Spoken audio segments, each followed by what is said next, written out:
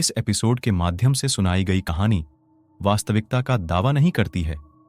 Episode का उद्देश्य किसी भी तरह के अंधविश्वास को बढ़ावा देना नहीं है। ये कहानी बस मनोरंजन के हेतु है।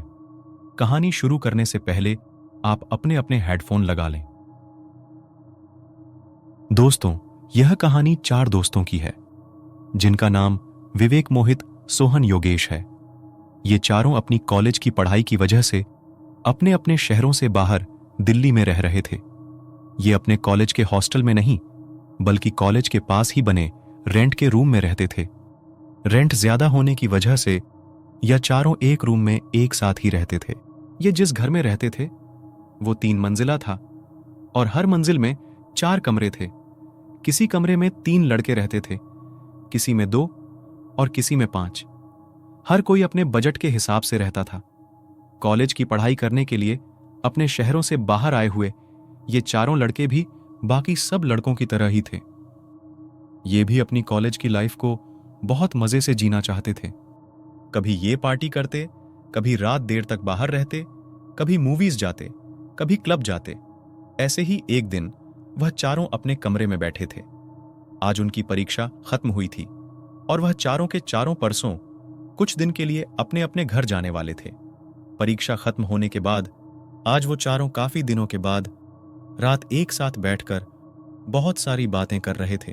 बातों ही बातों में योगेश ने तीसरी मंजिल के सबसे कोने वाले कमरे का जिक्र किया।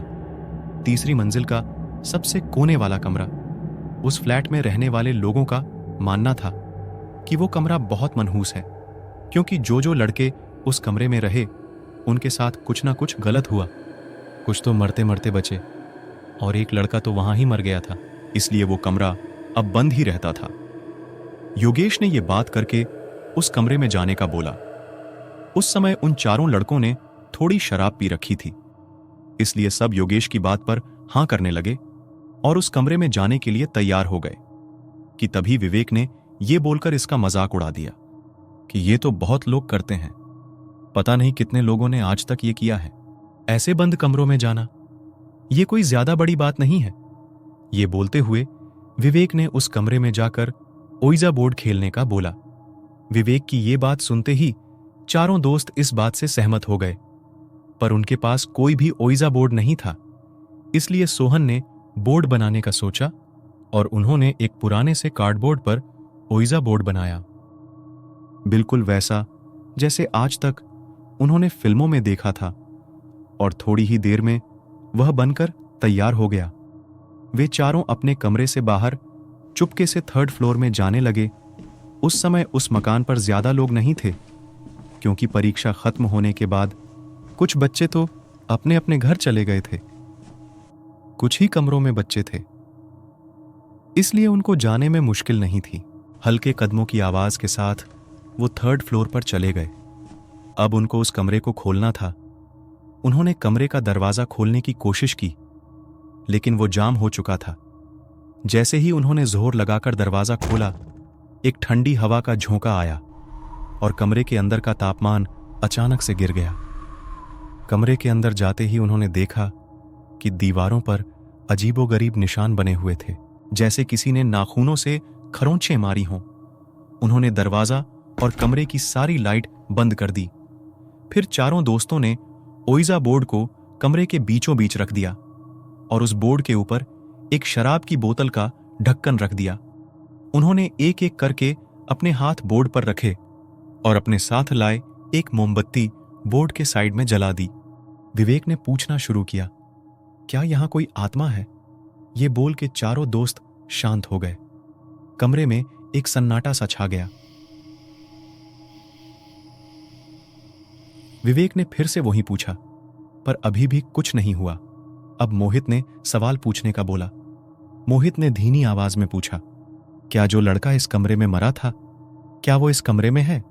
कुछ पलों तक कुछ नहीं हुआ, लेकिन फिर अचानक ढक्कन तेजी से हां की ओर खिसक गया। सबने एक दूसरे को देखा और फिर मोहित ने पूछा, तुम कौन हो? ढक्कन ने धीरे धीरे अक्षरों की ओर खिसकना शुरू किया और लिखा, आत्मा। ये पढ़ते ही विवेक ने मोहित की साइड देखकर हंसते हुए बोला, क्या यार, मैंने सोचा था मैं तुम लोगों के साथ मजाक करूंगा और इसको कुछ बहुत दिलचस्प बनाऊंगा। ये बोलते हुए विवेक ने नशे में बोर्ड से अपना हाथ हटा दिया और उठकर बाहर जाने लगा। पीछे से सोहन और योगेश उसको रोकने लगे। तभी अचानक ढक्कन अपने आप तेजी से घूमने लगा और एक तेज हवा की झोंके के साथ मोमबत्ती बुझ गई। अंधेरे में वे चारों सहम गए थे। विवेक कमरे की लाइट ऑन करने लगा। वो सारी अभी अभी खराब हो गई थी, कोई भी ऑन ही नहीं हुई। तभी कमरे में अजीबोगरीब आवाजें आने लगीं, जैसे किसी के कदमों की आवाज, किसी के रोने की आवाज और दीवारों से आती हुई खरोंचों की आवाज। इतने में मोहित ने महसूस किया कि किसी ने उसके कंधे पर हाथ रखा। जब उसने मुड़कर देखा तो उसे अंधेरे में एक चेहरा अपनी आंखों के बहुत पास दिखा। उसने डरते हुए तेजी से तुरंत अपने फोन की फ्लैशलाइट ऑन की, पर पीछे कोई नहीं था। विवेक अभी भी कमरे के स्विच बोर्ड के पास खड़ा था और योगेश और सोहन उसके सामने ही बैठे थे। मोहित की हालत खराब हो चुकी थी। उसने कमरे के चारों ओर लाइट मारते हुए देखा तो अब कमरे की दीवारों पर खून के निशान थे। चारों ये देखते ही कांपने लगे। उन चारों ने एक दूसरे को देखा और बिना कुछ बोले दरवाजे की तरफ भाग गए। मोहित बहुत जोर लगाकर दरवाजे की कुंडी खोलने लगा, पर वो दरवाजा खुला ही नहीं। चारों ने कोशिश की, पर वो दरवाजा नहीं खुला। तो दोस्तों, यह था इस कहानी का पहला भाग। यदि आपको पसंद आया तो वीडियो लाइक करें और इस कहानी का दूसरा भाग देखने के लिए भूतोपीडिया से जुड़े रहें। हेलो दोस्तों, अगर आप हमारे चैनल से नए जुड़े हैं तो हमारे चैनल भूतोपीडिया को जरूर सब्सक्राइब करें